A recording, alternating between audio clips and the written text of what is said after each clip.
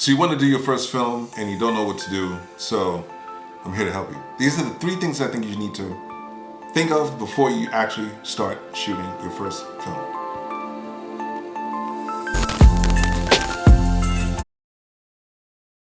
So before you show up on your location or your space that you're going to actually shoot at, you already have it in mind, you already check with the people that you're going to actually be shooting at. You should actually know where your talent is going to be in the space or the location that you chose.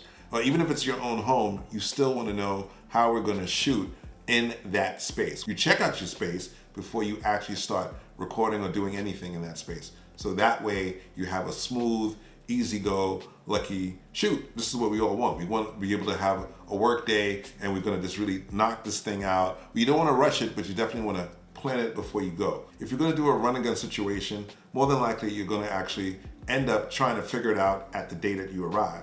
If you have a whole lot of time, you can do that, but if you actually have time and you're able to check the space before you actually show up, this is a better move because that way you'll be able to plan things out ahead of time before you actually just show up and you're trying to wing it. Winging it is good, but I prefer understanding what the space looks like so that way I know what the talent's going to be and I know what kind of shot I'm going to actually shoot in that space.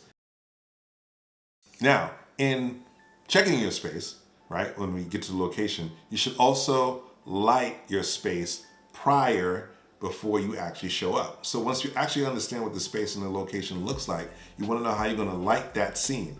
So you should have some kind of a lighting plan. That way you could actually light the situation without trying, again, to figure it out at the last moment. Now, sometimes you would have an idea and you want to set for that idea that you had pre-planned, and things could change. But once you actually have the idea of what the space looks like after you check the location, you would know how you would want to light it so that way when you light it prior, you're not doing a lot of guesswork. You're just really setting up for the planned shot for the lighting, and then that way, if it doesn't work, you could always move it here and there and switch it around and stuff like that. Things are going to happen. You're not going to just put things in place and get to work. But if you had an idea of how it's going to be, at least you're setting up for the shot before it actually happens.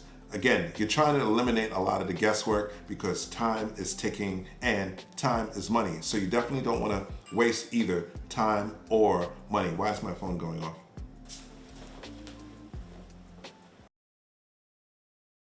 The next thing I'm going to tell you actually is the most obvious thing. You should plan your shots. And in planning your shots, I mean stuff like storyboarding or shot listing or a combination of both.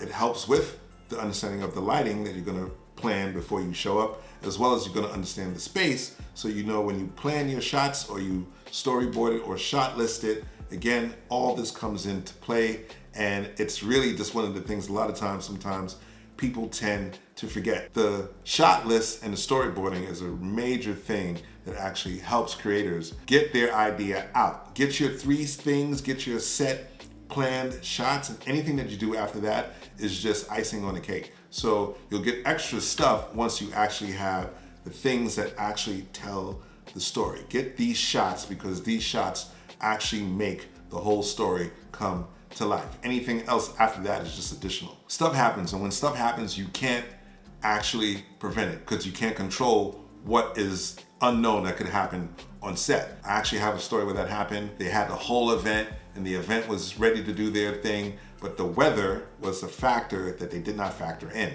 So once the rain decided to come and just make the whole entire park wet, the whole thing was shut down, end of show, there's nothing else you could do. So these things happen, it's out of your control, but the things that you can plan that's within your control, by all means, control it, because a controlled environment is a better way of actually getting your project told the way you want it to be told. So 3 things, again, check your space, know your location, plan a lighting plan within that location so that way you don't have to guess.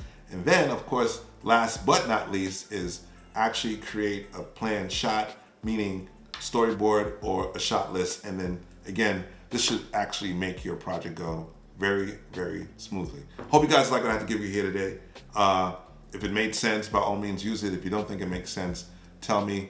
I won't be bruised very easily. But I hope that's very helpful because I intend to do my own short And when I do, well, I'm doing it here. So I'm planning everything now before I actually shoot. Because the day of, I don't want to wing it because that's not going to work. I've seen environments where winging it never worked, and I don't want to be one of those people. So plan as much as you can plan, because the more planning that you have ahead, it's really runs for a way smoother project.